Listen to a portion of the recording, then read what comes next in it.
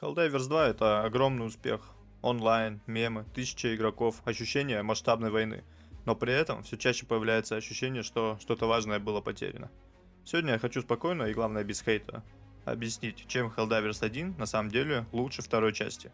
Какие у Helldivers реальные минусы и где вторая часть все-таки шагнула немного вперед. Я не буду говорить, что Helldivers 2 плохая игра. Видео скорее про то, как смена формата поменяла саму суть игры. Начать хочу все-таки с похвалы второй части. Самое очевидное отличие это камера. Helldivers 2 это полноценный шутер от третьего лица. И за счет этого игра ощущается более большой и кинематографичной. Это, конечно же, плюс, потому что ты видишь горизонт, даль, огромных врагов. Бои выглядят более эпично именно в игре от третьего лица. В первой части ты всегда смотришь сверху, как будто на шахматную доску. Во второй части же ты находишься внутри этого хаоса. И это такой главный плюс для новых игроков, потому что вторую часть куда проще продать визуально. Про второй плюс, глобальная война это одна из лучших идей второй части. Игроки реально влияют на фронт. Планеты захватываются и теряются. Есть ощущение участия в общем деле.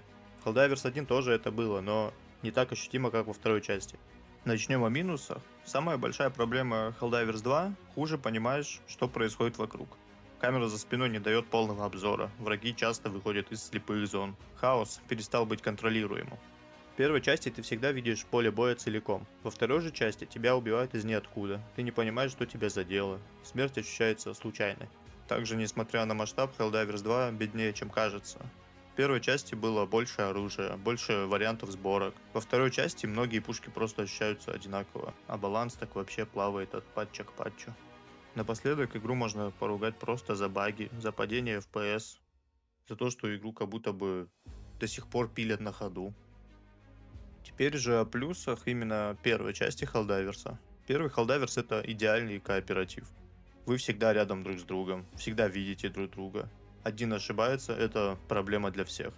Friendly Fire здесь был не просто фичей, а именно частью дизайна. Helldivers 1 это хаос, который ты можешь контролировать. Ты видишь все, планируешь наперед, понимаешь, почему проиграл. Во второй же части хаос тебя побеждает не потому, что ты ошибся, а потому, что игра тебе не дала информации. В итоге Helldivers 2 отличная игра, но это другая игра. Она масштабнее, красивее и громче, но при этом она потеряла читаемость, глубину тактики, чистоту кооператива. Helldivers 1 это не устаревшая версия, это другой дизайн философии.